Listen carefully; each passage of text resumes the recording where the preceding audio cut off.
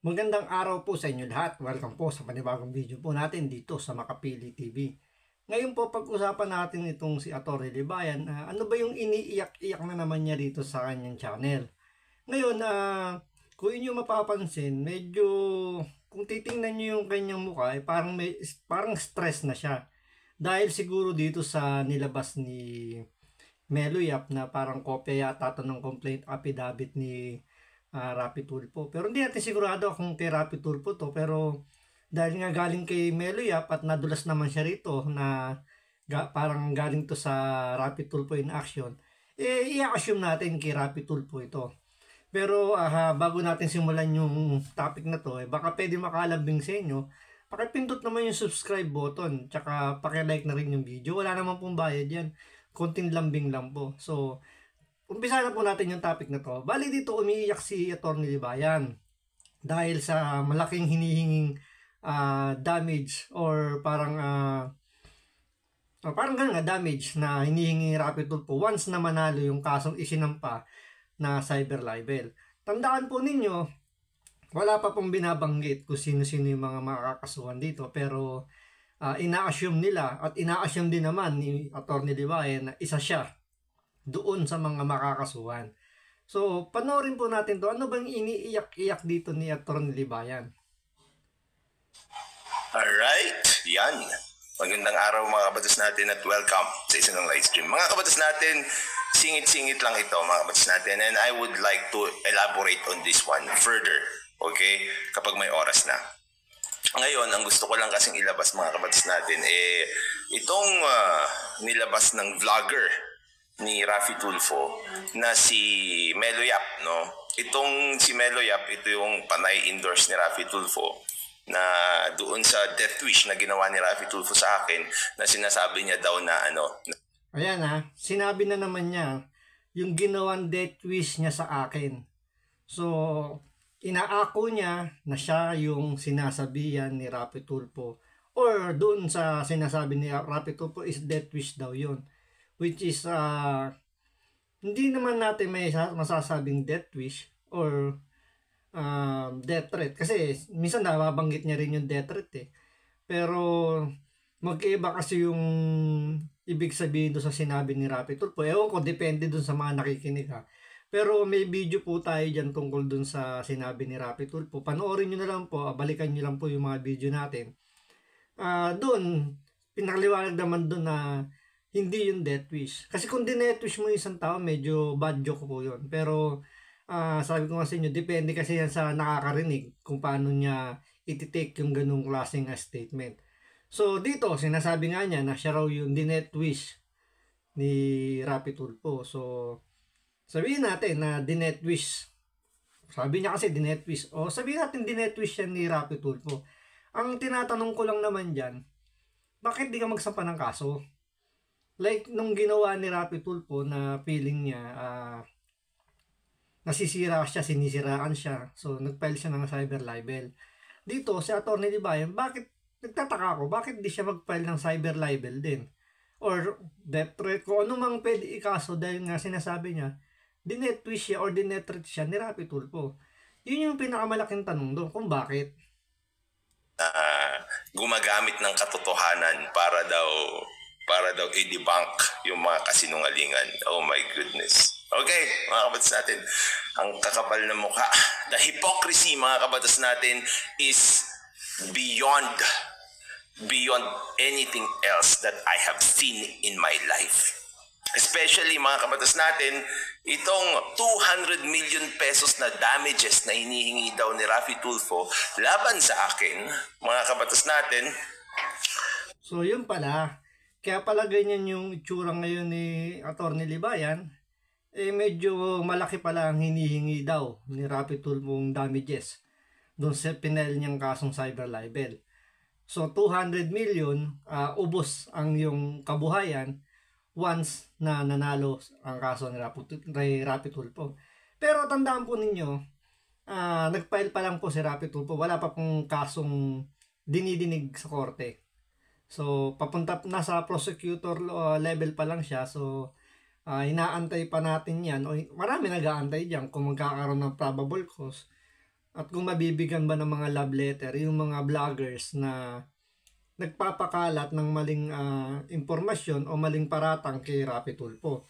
So, sabi nga dito ni Melo Yap medyo marami-rami yata tong vlogger na makakasuhan o mabibigyan ng love letter. So, hindi natin alam yung 200 million na yun consolidated ba yun o per person. Kung ilang vlogger yung kinason, which is sabihin natin, example lang, 10. So, 10 200 million yung makukolekta ni Rapi Tulfo. So, hindi natin alam kung total amount na yun, lahat sila or per individual. So, antayin natin yung love letter na yan. Tapos, yung pagkakakitaan mo ang isang hindi magandang gawain. Okay? Let's go. Tignan natin ito muna mga kapatid natin at ikumpara natin dun sa ginawa ni Amber Heard. Sino ba may alam dun sa kaso ni Amber Heard dito? So ito ikukumpara niya yung kaso ni Amber Heard dito sa kaso ni Rapi Tulfo. Ano daw yung pagkakaparehas nitong dalawang to? So panoorin natin, intindihin natin kung ano yung tinutumbok dito ni Atty. Libayan. Amber Heard mga kabatas natin, kumuha din siya ng damages kay may mga wrongful accusations siya kay Johnny Depp.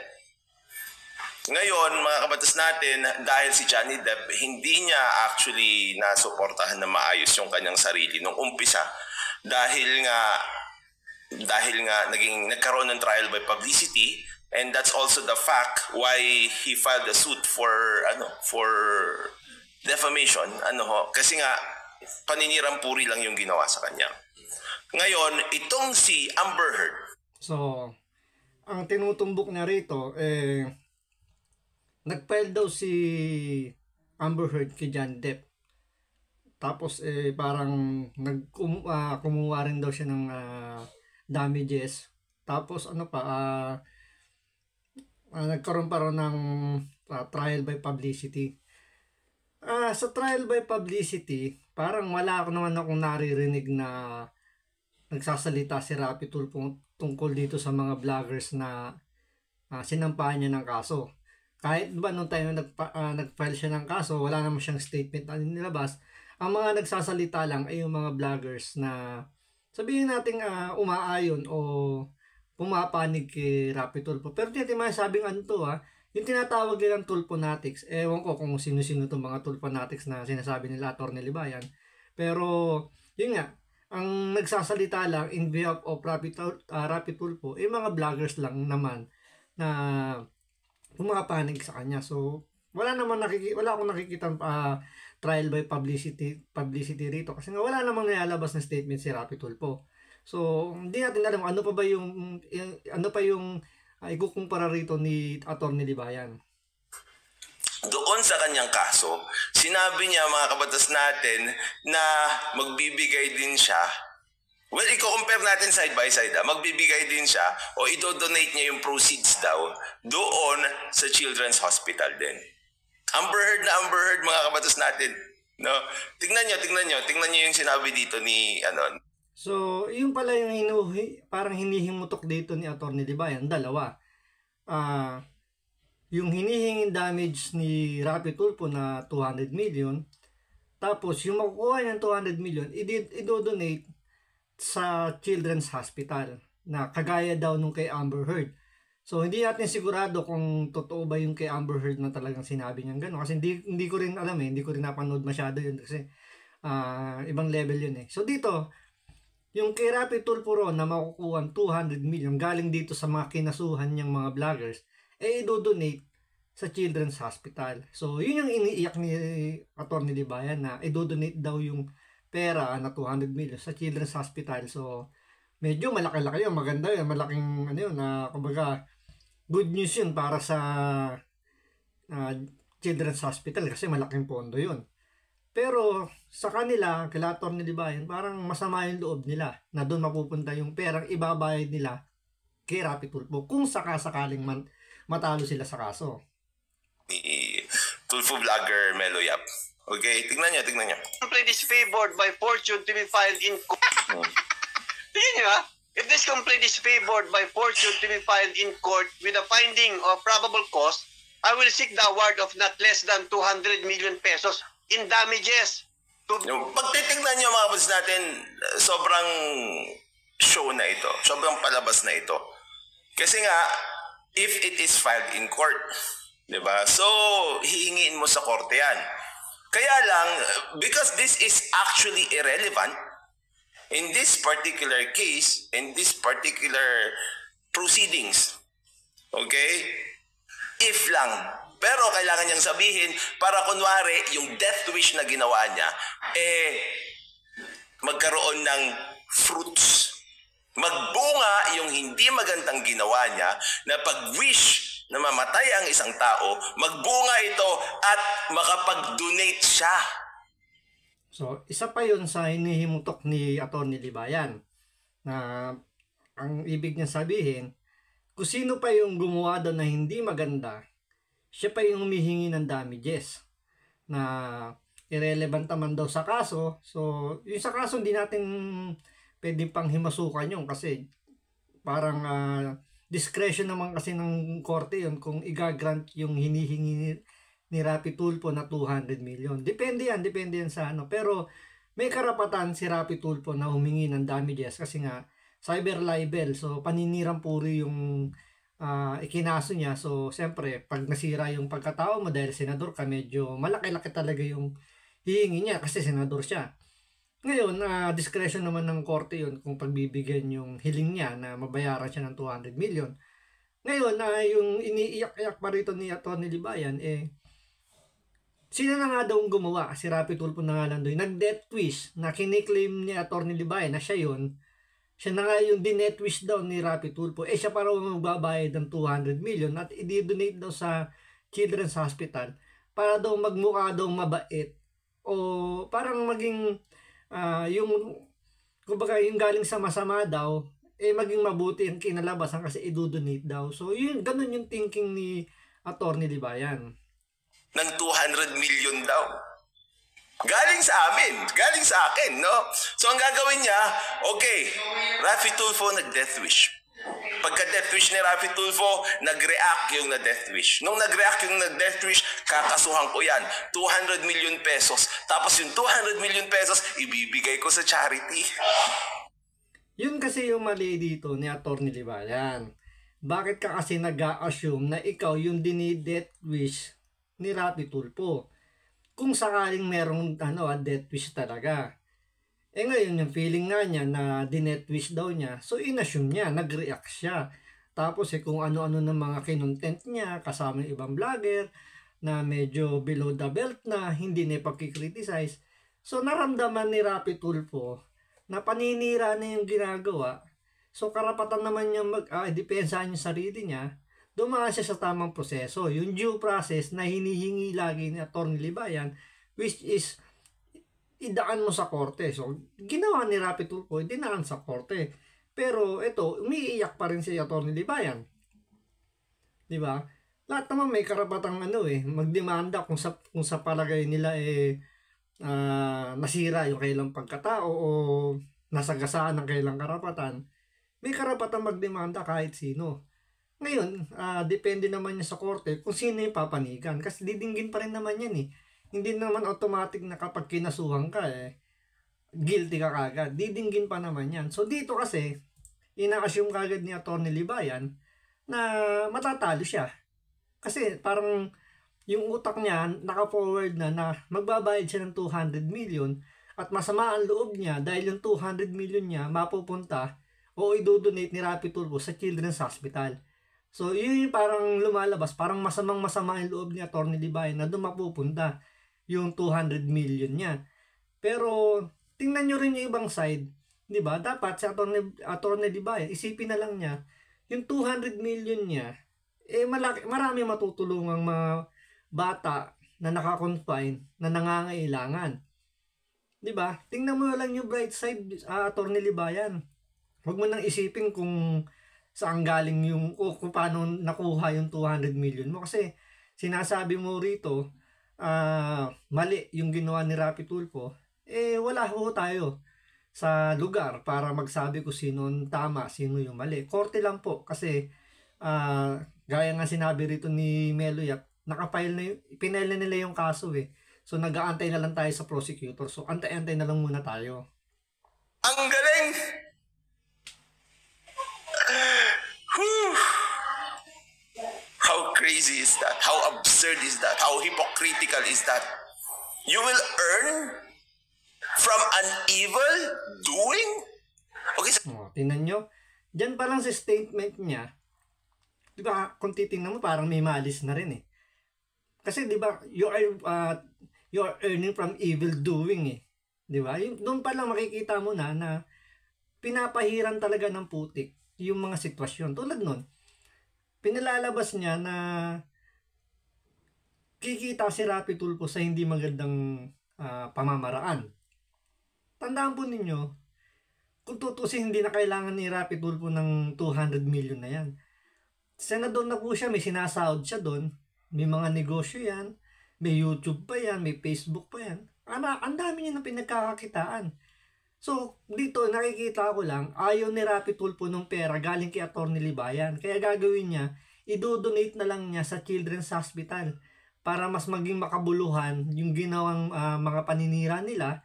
So, yung bayad sa paninira kay Rapi Tulfo, idodonate niya para matulungan yung mga batang nangangailangan sa Philippine Children's Hospital. So, dapat nga matuwa pa sila eh. 'Di ba? Dahil yung perang ibabayad nila, itutulong din naman. 'Di ba? Pero pakinggan nyo kung ano sasabihin pa ni Atty. Libayan dito.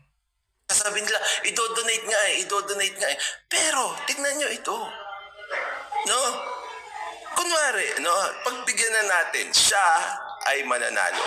Pagbigyan na natin, kahit gaano ka-absurd itong kaso na ito, ano, pagbigyan na natin, siya ay mananalo. Ngayon, pag nanalo siya, mapupunta pa rin naman sa kanya yung pera bago niya idodonate. Ngayon, mga kabatas natin, meron bang kasiguraduhan na idodonate niya yung pera? Wala din. Bakit? Kasi in the first place, mapupunta pa rin naman sa kanya yung pera pag nanalo siya. Diba? Dito, makikita nyo talagang negative na agad yung nasa isip niya na sinungaling to si Rapi Tulfo. Hindi niya ibibigay yung pera doon sa Children's Hospital. Kasi dadaan muna sa kamay niya yung pera bago i-donate doon sa Children's Hospital. Pero 'di ba, pwede niyo naman i-check kung talagang nag-donate si Rapi Tulfo sa Children's Hospital. Ngayon, kung sakaling hindi niya i-donate, halimbawa kasi dito parang nag-ano na siya ng white flag dito eh. Parang sumuko na siya kasi sabi niya, let assume manalo si Rapi Tulfo. Bakit nga sasabihin let assume nanalo si Rapi Tulfo? Hindi natin alam, pero yun nga, sabi nga ng iba medyo malakas yung kaso ni Rapi Tulfo kung sakasakali. Yun nga, hindi naman daw kasiguraduhan na bibigay ni Rapi Tulfo yun sa Children's Hospital. Di ang gawin nyo, bantayan nyo kung magdudunit si Rapi Tulfo doon. Kung hindi, di ba natin yung araw-araw, pailan nyo ng kaso na sabihin nyo nagsisinungaling si Rapi Tulfo dahil hindi niya tinupad yung kanyang ipinangako. Di ba? Bantayan nyo. Saka nyo i-content araw-arawin ninyo. Ganon din naman yung nangyari kay Amber Heard. Napunta din naman sa kanya yung pera. Dinonate niya ba? Hindi niya rin dinonate. Robin Hood style ko. Tapos imagine 200 million.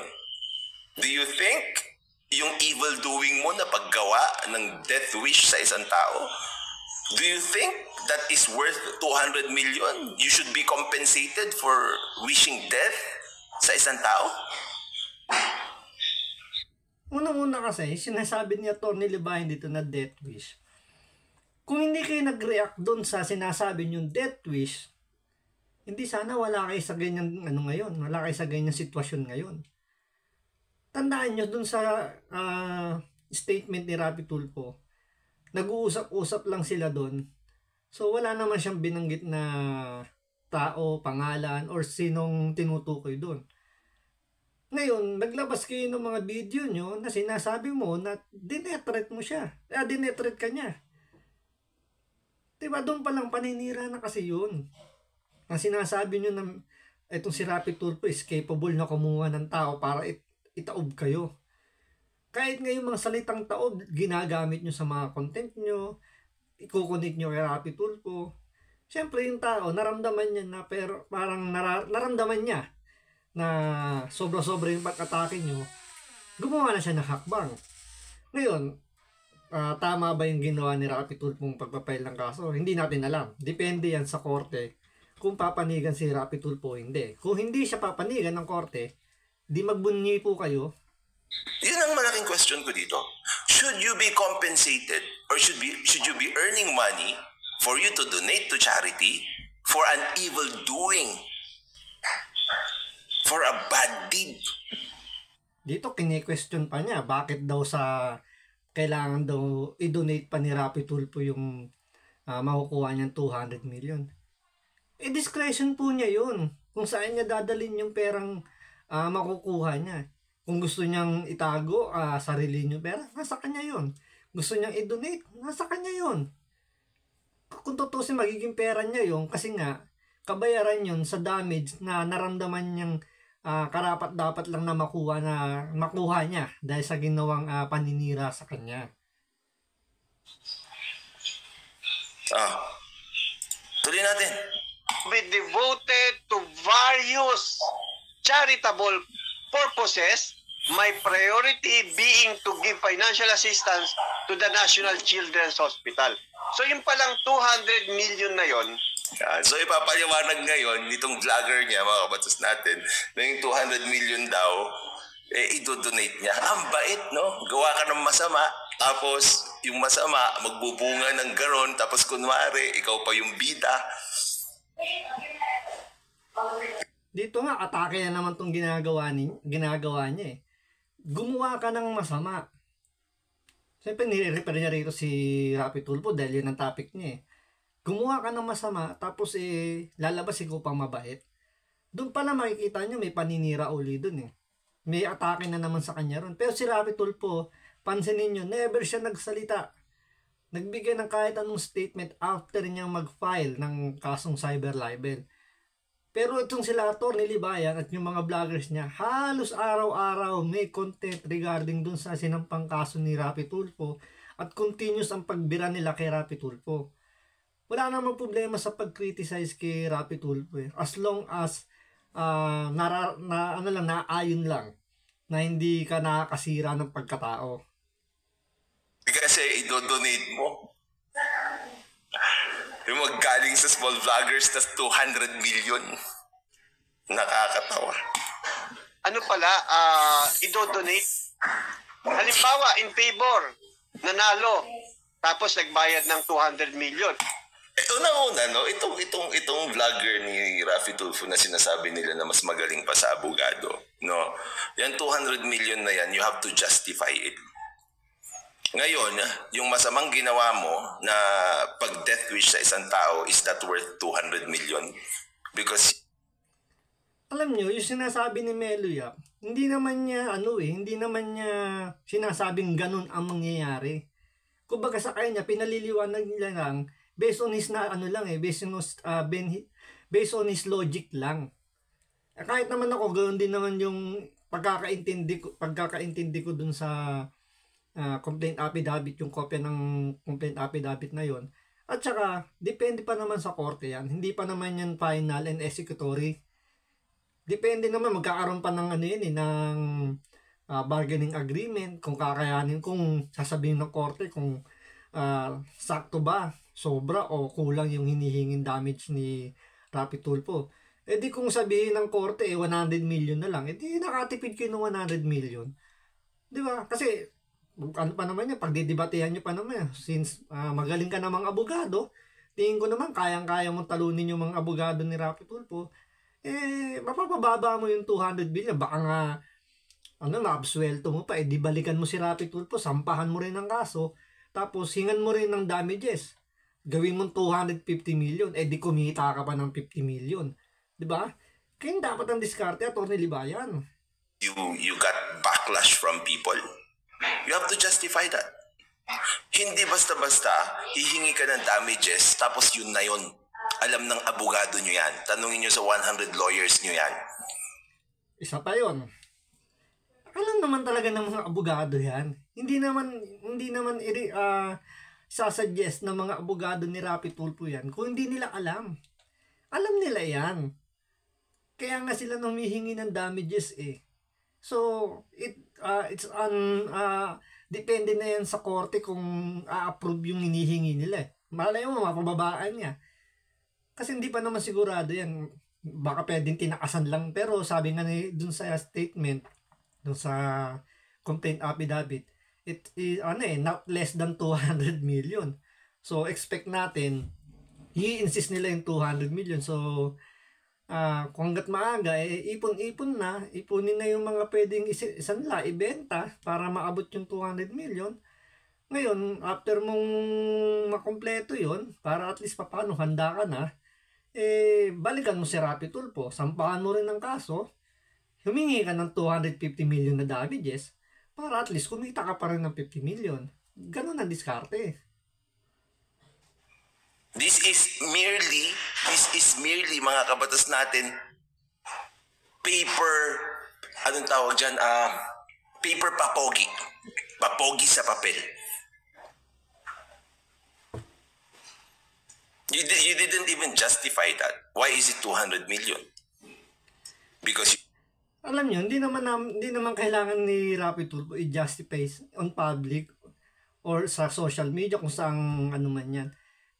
Buti nga mabait pa nga hindi niya dinisclose lahat dyan. Or sabihin natin, hindi lang dinisclose ni Melo Yap kasi may hawak nga siyang kopya. Kasi hindi naman siya yung right person para i-discuss yan kung paano nag-come up yung 200 million. Yan ipagdedebatihan pa sa korte, pambihira naman. Attorney Libayan, parang hindi niya naman alam yung proseso dyan sa korte. Natural lang naman na hihingi sila dyan. Kaya nga may korte magdi-decide. Diba? Hindi naman ibig sabihin, hiningi ni Rapi Tulfo 200 million, talagang 200 million ang ibibigay sa kanya. Paano kung sabihin nga ng korte, 50 million na lang. Hindi nakatipid ka pa ng 150. So, medyo medyo paano pinag-isipan din ng mga abogado yan. Sabi mo nga, maraming lawyer si Rapi Tulfo. So, isa doon, wala man lang nakaisip na mali yung sinasabi mo, na mali yung ginawa nilang paghingi ng 200 million sa dami ng abogado na yon. So, ibig sabihin, kung mali sila, kayang-kaya mong talunin yung mga abogado ni Rapi Tulfo. So, pagkakataon mo yan, natalunin si Rapi Tulfo ngayon sa kaso na yan. you made a death wish. That's the fact there.